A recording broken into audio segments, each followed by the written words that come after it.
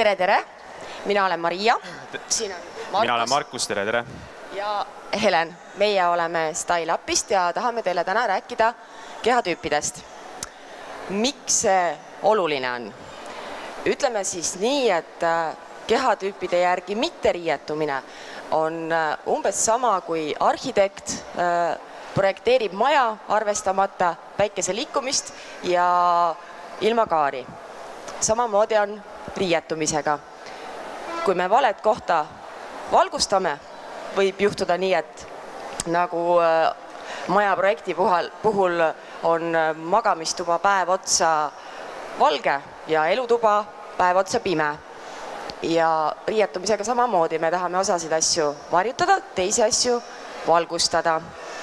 Kuna meil on tegelikult aega vähe, täna ainult 15 minutit, siis me ei jõua rääkida päris kõigest, millest me tahaks ja mida me teame. See info on meil kõik olemas veebilehel styleup.ee.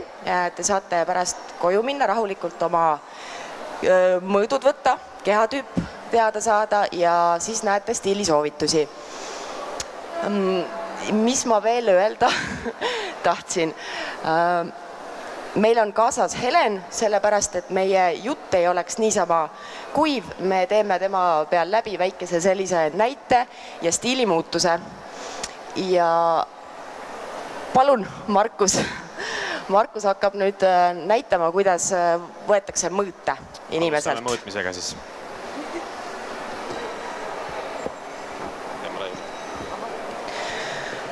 Meil on siin juba natukene väike kodutöö tehtud. Te näete ekraanil mudelit ja Markus näitab. Kõigepealt tuleb sisestada oma pikkus, kaela ümber mõõt. See mõõdetakse siis. Meil on näidised olemas, juhendid, et teada täpselt, kus kohast see käib. Õla ümber mõõt mõõdetakse õla kõige laiemast kohast. Selja tagant võib paluda kellegi abi, selline lõbus seltskonnamäng või kodune tegevus. Käsivare pikkus, siis õla varre ümber mõõt ehk pähkli pikkus, laius, ümber mõõt rinna alt, siis rinna ümber mõõt kõige laiemast kohast, keskkohast ümber mõõt ja puusa ümber mõõt, jala pikkuse mõõtis Helen kodus ära, seda nad siin meil, väga julged. Ja põhimõtteliselt siis veel reie ümber mõõt, sääre ümber mõõt ja saabki oma kehatüübi teada. Kehatüüpi te näete, kui te olete sisse loginud minu kehatüüp all. See programm arvutab selle teile automaatselt sellepärast, et oma kehatüüpi ise hinnata silmaga on väga raske. Me reeglina näeme ennast natukene teistmoodi, kui me tegelikult oleme. Reeglina naisterahvad mõtlevad endale alati 10 kilo juurde kindlasse kohta, aga Helen võib nüüd minna riideid vahetama. Ja mina siis räägin natukene sellest, mida V-kehatüüp peaks kandma. V-kehatüübile sobivad kindlasti V-kaelused, sellepärast, et kuna tal on laiemad õlad, siis see V-kaelus aitab seda lõhkuda. See on üks soovitus. Mida V-kehatüüp ei tohiks teha, ta ei tohiks kanda väga kitsaste õlapaeltega toppe ja ütleme selliseid päevitusriideid, kus ei ole õlapaelu üldse, mis on tegelikult väga populaarsed praegu.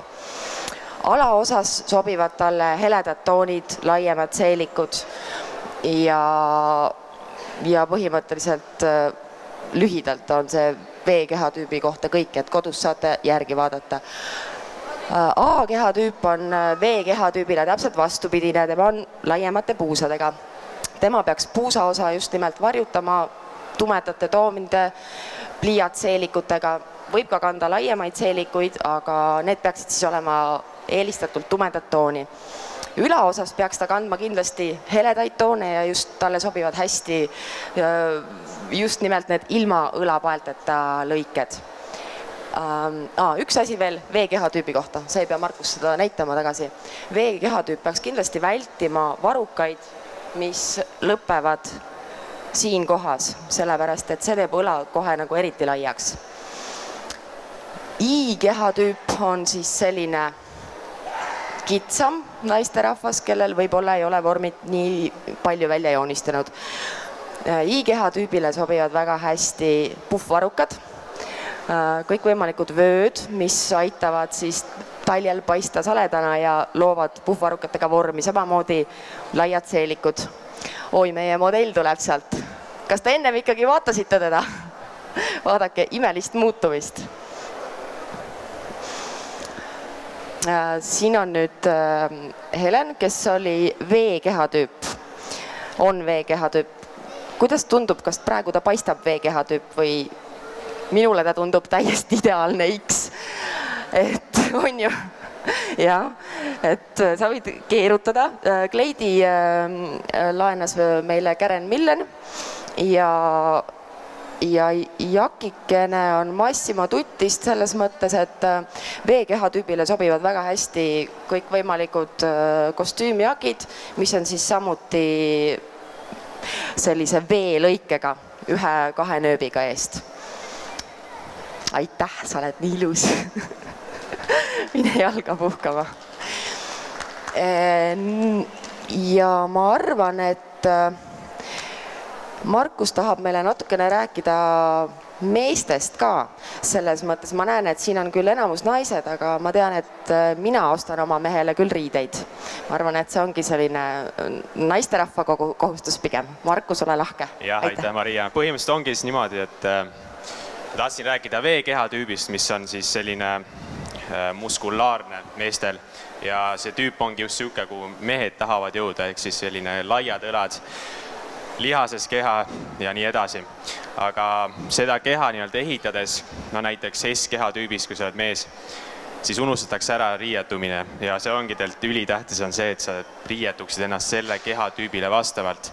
Sest näiteks, kui sa oled juba V-kehatüüp, oled selle suure töö ära teinud, toitud normaalselt ja paned endale selga mingi tumeda särgi, aga lootes, et sa teed ennast suuremaks, siis tegelikult sa lammutad kogu oma töö maha ja see pole üldse hea.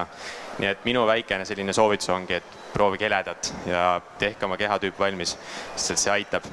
Ja siit ka samamoodi, nagu Maria ütles, et sõnum naistele, et kes ostavad oma meestele asju ja kes käivad oma meestega koos poodides, sest me teame, et see on üsna raske. Omas kogemusest tean, et minu neiul on päris raske, kui ta minuga koos käib poes. Siis lihtsam on teha see kehatüüp valmis, võtta oma mehel kratis kinni, võtta see mõõdulint ja ta ära mõõta ning elu läheb lihtsamaks. Ja kõige tähtsamad ongi ju sinu, teie nii-öelda närvid ja aeg ja see aitab seda kõike säästa ja see ongi ju põhiline. Ja see on minu poolt kõik praeguseks. Üks asi veel, et kui mood lubaks, siis mehed võiksid kanda, kui nad tahavad üleosas suuremat paista, suuri lillemustrilisi särke näiteks. Kahjuks lihtsalt praegu poodides ei ole selliseid saada. Loodame, et Hawaii särgid tulevad taas moodi, siis mehed paistavad ilusad suured välja. Olgu, aga me täname, et te meid kuulasite. Meie boksist võib läbi astuda, kes soovib ennast kohe mõõta ja ei taha seda pärast kodus teha või kui ei ole arvutit, kõike võib juhtuda, siis ootame teid ja suur tänu kuulamast!